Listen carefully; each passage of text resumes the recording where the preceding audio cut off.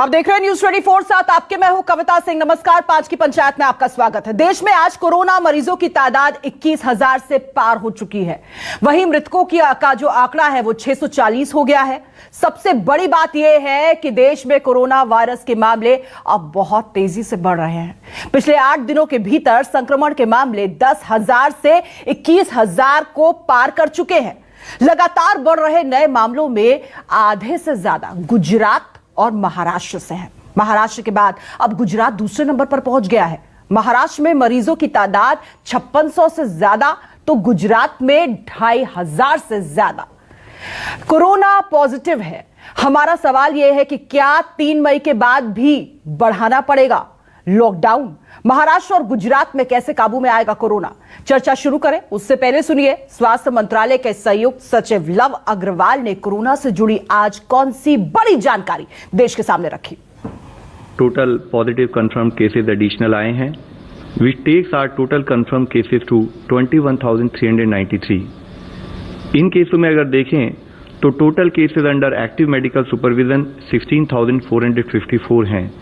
एक positive news के रूप में मैं आप लोगों की दृष्टि में लाना चाहूंगा कि अब तक टोटल 4,257 लोग क्योर हो चुके हैं।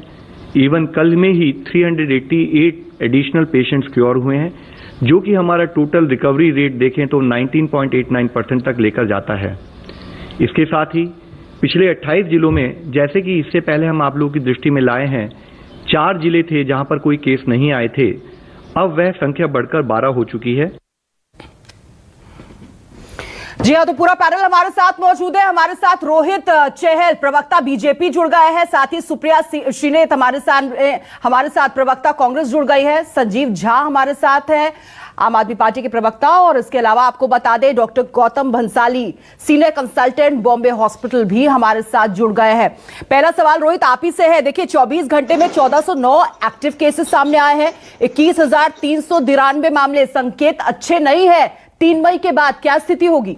देखिए, मुझे लगता है कि 3 मई के बाद क्या स्थिति होगी वो तो आगे जाके 3 महीने, क्योंकि हालात को मुआयना करते हुए उसके बाद निर्णय लिया जाएगा। लेकिन मुझे लगता है बाकी अगर फिर भी अगर देखें तो काफी हद तक हम लोगों ने उस पर काबू पाया है। बाकी जिस तरीके से अगर आप डेवलप्ड के देशों में देखें, भारत में 85 दिन पहले पहला केस आया था। उसके बावजूद भी जो जितने भी डेवलप्ड कंट्रीज है उसके मुकाबले हम लोगों ने बहुत अच्छे से किया है। अगर आप यूएस की बात करें, यूएस के अंदर जो पहला केस आया था वो 81 दिन पहले आया था, और उसके मुकाबले आप देखें तो 40 टाइम्स हमसे ज्यादा केसेस हैं यूएस जैसी कंट्री के अंदर। तो हमने काफी हद तक फिर भी कंट्रोल पाया है। एकजुटता दिखाई है। प्रधानमंत्री जिस तरीके से पूरी देश की जनता से आह्वान किया, उसके बाद हम लोगों ने काफी हद तक, और रिकवरी रेट जिस तरीके से बताया रोहित, लेकिन भारत के लिए भी कोरोना का डैशबोर्ड जो है वो चिंता का विषय हो सकता है। डब्ल्यूएचओ प्रमुख ने अभी 2 दिन पहले ही कहा है कि लॉकडाउन से कुछ नहीं होगा, टेस्टिंग ज्यादा करनी पड़ेगी, ट्रीटमेंट करना पड़ेगा, आइसोलेशन। तो आपको लगता है 3 मई के बाद लॉकडाउन को खत्म करना होगा, या फिर जिस तरीके से सरकार एग्जिट प्लान की तैयारी कर रही है उसी को आगे बढ़ाया जाएगा? देखिए, मुझे लगता है जिस तरीके से कहा कि वो आगे जाके जैसे भी स्थिति होगी वो तय किया जाएगा। लेकिन आप फिर भी देखिए, अभी तक जिस तरीके से बताया, ऐसे 58 जिले हैं जहां पर 14 दिन से कोई नया केस नहीं आया है। जिस तरीके से रिकवरी रेट है आज 19% हम लोगों का पहुंच गया है।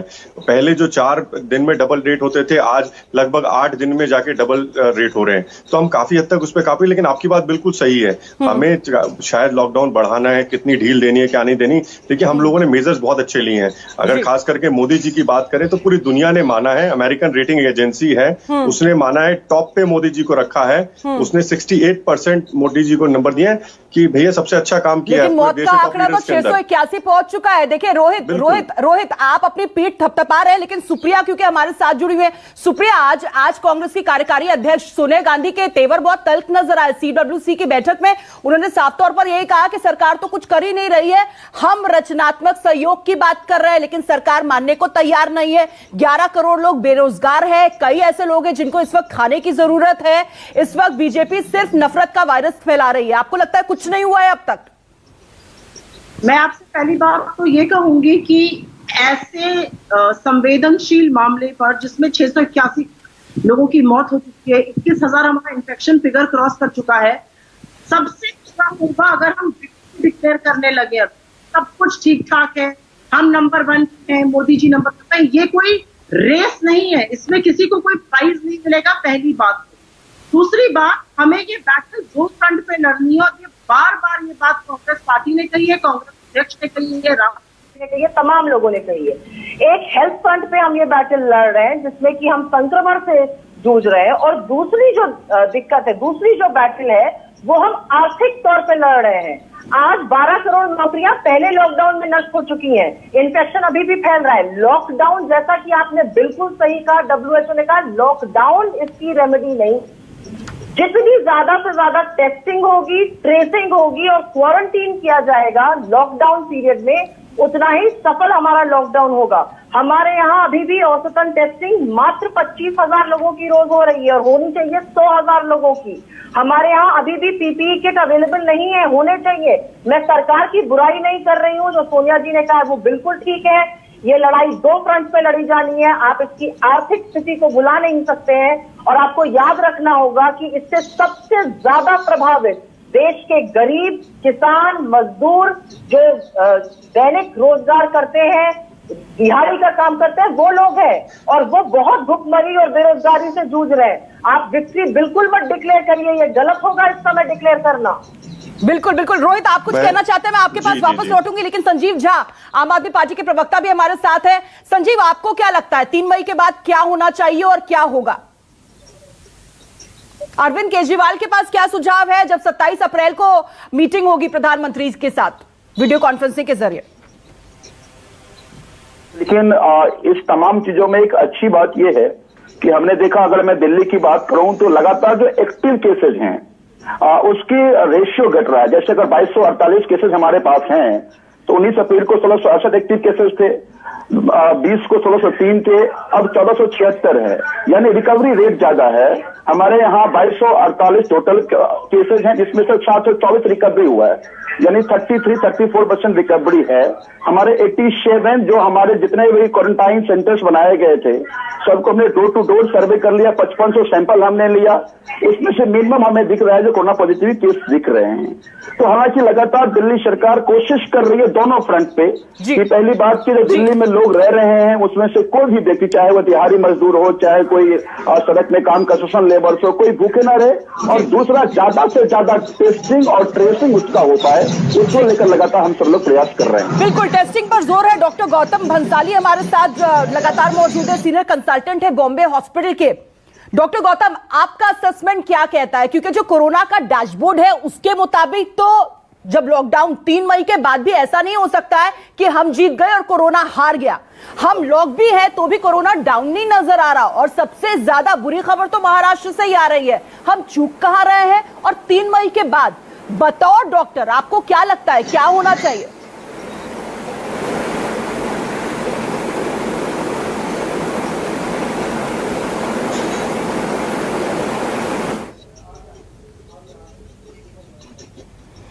डॉक्टर गौतम, क्या मेरी आवाज आप तक पहुंच पा रही है? जी आपकी आवाज आ रही है। जी डॉक्टर साहब, मैं आपसे ये समझना चाहती हूँ कि महाराष्ट्र जो है अब दूसरे नंबर पर आ गया है, बहुत सारे केसेस सामने आ रहे हैं। 3 मई के बाद ऐसा नहीं हो सकता है कि हम ये मानेंगे कि हमारा लॉकडाउन पूरा हो चुका है, 40 दिन गुजर गए हैं और हम जीत गए, कोरोना हार गया। उसके आगे क्या? और महाराष्ट्र में एक के बाद इस तरह के केसेस आ रहे हैं, चूक कहां हो रही है? जी, महाराष्ट्र का अगर आप देखा जाए तो थोड़ा डेमोग्राफिक कंडीशन को आपको देखना पड़ेगा। महाराष्ट्र एक ऐसी जगह है, मुंबई, पुणे, नागपुर, जहाँ पे ज्यादा मात्रा में केस है, स्पेशली मुंबई और पुणे के अंदर। इनका अगर डेमोग्राफिक देखा जाए तो मैक्सिमम स्लम्स यहाँ पर है। एक पॉकेट के अंदर एक डिस्ट्रिक्ट के बराबर पॉपुलेशन ले रही है। 7 लाख 8 लाख लोग एक एरिया में रह रहे, जैसे धारावी एरिया हो गया, वर्ली कोलीवाड़ा हो गया, ऐसे स्लम्स के पॉकेट बहुत ज्यादा है। और इस स्लम्स के पॉकेट एक कमरे के अंदर 10 बाई 2, 10 बाई 5 के कमरे के अंदर आप 10-10 लोग घर के अंदर रह रहे हैं। ऐसे में लॉकडाउन का पालन करना थोड़ा मुश्किल हो रहा है, समस्या हमारे यहाँ पे आ रही है। दूसरी बात है कि यहाँ पे टेस्टिंग बहुत ही ज्यादा मात्रा में हो रही है, जो कि जरूरी थी और जरूरी है भी, और टेस्टिंग हो रही है शायद इसलिए वो आंकड़ा काफी दिखाई दे रहा है। लेकिन मेरा अभी भी ये मानना है, भले ही महाराष्ट्र में केसेस बहुत बढ़ रहे हैं, लेकिन अभी भी मोर देन 85% पेशेंट जो है वो एसिम्टोमेटिक है, मोर कंफर्टेबल कंडीशन में। हार्डली 4 से 5% पेशेंट है वो थोड़ा क्रिटिकल कंडीशन में है। हाँ, जहाँ तक लॉकडाउन की बात है, लॉकडाउन पूरी तरह से पालन करना मुश्किल हो रहा है। कोशिश पूरी की जा रही, पुलिस प्रशासन पूरी तरह से लगा हुआ है, हेल्थ केयर वर्कर अपनी तरफ से पूरी तरह से काम कर रहा है, घर घर जाके स्वाब ले रहा है, टेस्टिंग की संख्या काफी बढ़ाई गई है। अभी हम लोग रैपिड एंटीबॉडी टेस्ट करने वाले थे, लेकिन अनफॉर्चुनेटली वो किट फॉल्टी आए, या कह दीजिए कि उससे इतना हेल्प नहीं मिल पा रहा था, इसलिए ICMR ने उसको बंद कर लिया कुछ दिनों के लिए, जब तक वो वैलिडेट नहीं होता है। लेकिन मुझे लगता है कि अगर टेस्टिंग पर्याप्त मात्रा में होगी और ज्यादा होगी तो शायद हम इसको काबू में कर पाएंगे। लेकिन एक अच्छी बात जो मैं आपको बार बार बता रहा हूँ, एसिम्प्टोमेटिक पेशेंट काफी ज्यादा है यहाँ पे, उससे ये शो होता है कि यहाँ के लोगों की immunity power, not only Maharashtra, पूरे हिंदुस्तान की बात कर रहा हूँ मैं, इम्यूनिटी पावर काफी अच्छी मात्रा में। मुझे नहीं लगता शायद आज की सबसे अच्छी खबर न्यूज 24 पर आप ही ने दी है, क्योंकि हम तो इसी बात को लेकर लगातार घबरा रहे थे, डर रहे थे कि एसिम्प्टोमेटिक यानी कि कोई सिम्टम ही नहीं है और आपको कोरोना है, लेकिन आपने उसे देखने का एक नया नजरिया देश के सामने रखा है। इसका मतलब यह कि आपकी इम्यूनिटी पावर मजबूत है, आप जीत जाएंगे और कोरोना हार जाएगा। मुझे पूरी उम्मीद है कि डर के आगे जीत है और इस बार हम लोग जीत के निकलेंगे और जीतना हमारे लोग। बहुत बढ़िया डॉक्टर साहब, क्योंकि महाराष्ट्र में मुसीबत ये भी है कि आप सब भी कोरोना की जद में है, हेल्थ वॉरियर्स जो हेल्थ स्टाफ है वो सबसे पहले कोरोना की जद में आ रहा है, तो हम तो यही चाहेंगे कि आप मजबूती के साथ डटे रहे लेकिन अपनी भी हिफाजत करें। रोहित, आपके पास मैं वापस लौटूंगी। देखिए, WHO प्रमुख भी यही कह रहे हैं कि टेस्टिंग और ज्यादा टेस्टिंग, यही एक सोल्यूशन नजर आता है। ऐसा तो नहीं, जिस राज्य में ज्यादा टेस्टिंग हो रही है वहां पर ज्यादा मामले सामने आ रहे हैं और जहां कम हो रही है वहां पर कम हो रहा है। आपको लगता है कि अब केंद्र सरकार और राज्य सरकार को मिलकर 27 अप्रैल के बाद एक रणनीति बनानी पड़ेगी ताकि महाराष्ट्र और गुजरात जैसे राज्यों को भी कंटेन किया जाए? देखिए, मुझे लग रहा है डॉक्टर साहब ने बिल्कुल सही कहा, डर के आगे जीत है। और हम बिल्कुल देखिए, हम बिल्कुल ये नहीं कह रहे कि भैया हम बिल्कुल जीत गए, नहीं, अभी बिल्कुल हमें सावधानी बरतने की जरूरत है, हम लोग बरत भी रहे हैं।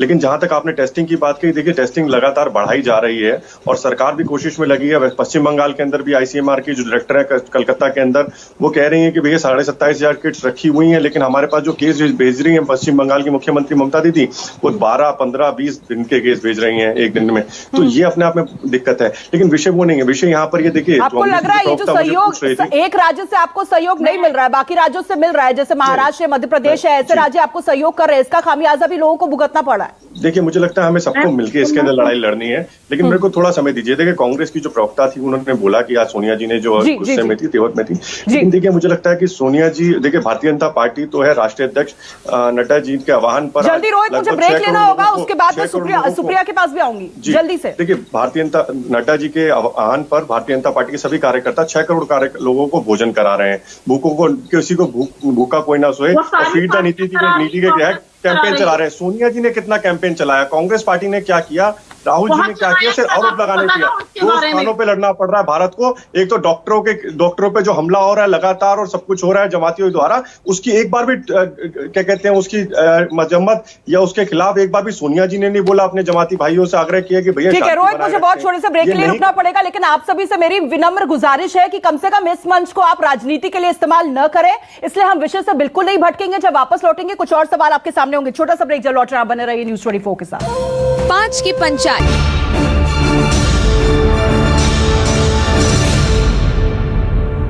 आप देख रहे हैं 5 की पंचायत और आज का सुलगता सवाल यही है कि 3 मई के बाद क्या लॉकडाउन को बढ़ाना पड़ सकता है और खासतौर पर यह कि महाराष्ट्र और गुजरात में काबू में कैसे आएगा कोरोना, क्या होनी चाहिए रणनीति। सुप्रिया, आप क्या बता रही थी? कविता जी, मेरा ये कहना है कि इस पूरे मामले को, और मैं रोहित जी से भी हाथ जोड़ के विनती करूंगी, इसको दलगत राजनीति के ऊपर रखिए। राजनीति करने के हमें बहुत मौके मिलेंगे, चाहे वो स्टेट हो चाहे वो सेंटर हो। आज राज्यों को और सेंट्रल गवर्नमेंट को एक साथ मिलकर समन्वय बना के काम करना पड़ेगा। सुप्रिया, लेकिन आज सोनिया गांधी ये कह रही है कि बीजेपी नफरत का वायरस फैला रही है, बीजेपी को मौका मिल गया। शाहनवाज हुसैन कह रहे हैं कम से कम कोरोना को सांप्रदायिक रंग मत दीजिए, वो जाति नहीं देखता, वो धर्म नहीं देखता, रिसोर्सेज नहीं है। अगर आप मेरी बात सुनेंगी तो आपको अपना आंसर खुद मिल जाएगा। जी सुप्रिया। मुख्यमंत्री जी, जितने मुख्यमंत्री हैं वो प्रधानमंत्री से बार बार कह रहे हैं, और सिर्फ कांग्रेस शासित प्रदेशों के नहीं, भाजपा शासित प्रदेशों के भी, कि हमें ज्यादा रिसोर्सेज चाहिए, हमें ज्यादा कोष में पैसे चाहिए, हमारे पास पैसे नहीं है।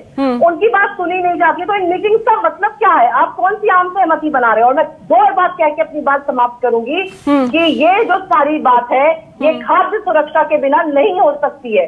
आप कह रहे हैं आप करोड़ों लोगों को अनाज दे रहे हैं, अरे 11 करोड़ लोग तो आज भी पब्लिक डिस्ट्रीब्यूशन सिस्टम से बाहर है, उनको अनाज मिल नहीं रहा है। माइग्रेंट लेबर, बहुत अहम बात आपने कही है, food security. Rohit, food security जरूरी है। हम लगातार न्यूज़ 24 पर यही तस्वीरें दिखा रहे हैं और यही पूछ रहे हैं कि क्या हम दो मोर्चों पर लड़ाई लड़ रहे हैं, एक कोरोना और दूसरी भुखमरी। 5-6 करोड़ लोगों को रोज भोजन खिला रही है, उनकी चिंता कर रही है कांग्रेस पार्टी कर। आपके लोग जो है राष्ट्रीय अध्यक्ष यूथ कांग्रेस के श्रीनिवास जो है, जिस राहत सामग्री के लिए जो गाड़ी मिली थी, पास इशू हुआ था, उस गाड़ी के अंदर जो स्कॉर्पियो थी इनकी, उसके अंदर इनके राष्ट्रीय मंत्री जो थे भैया दारू बांटते हुए, तस्करी करते हुए पकड़े गए। वसंत थाने के अंदर एफआईआर दर्ज हुई है। इससे ज्यादा क्या शर्म की बात हो सकती है? आपने उन लोगों के ऊपर क्या कार्रवाई की? सोनिया जी को फिर गुस्सा नहीं आया?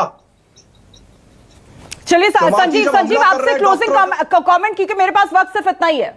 संजीव, देखिए, मुझे लगता है कि तू हमें से अलग, मुझे लगता है पूरा देश, सभी स्टेट की सरकारें और 135 करोड़ लोग इस कोरोना के खिलाफ लड़ रहे हैं। इसमें कोई दो राय नहीं है। प्रधानमंत्री जी इस पूरे कैंपेन के नेता हैं, लेकिन सभी सरकारें अगर अच्छा काम करे तो रेट उनको मिल रहा है। मुझे लगता है राजनीतिक तू में से अलग होकर के हम लोगों को सभी फ्रंट पे काम करना पड़ेगा। जैसे अभी हमने दिल्ली में 1 करोड़ लोगों को खाना देने का, राशन कार्ड देने का काम किया, लगभग 18 लाख लोगों को खाना खिला रहे हैं, टेस्टिंग ज्यादा कर रहे हैं, ट्रेसिंग ज्यादा कर रहे हैं।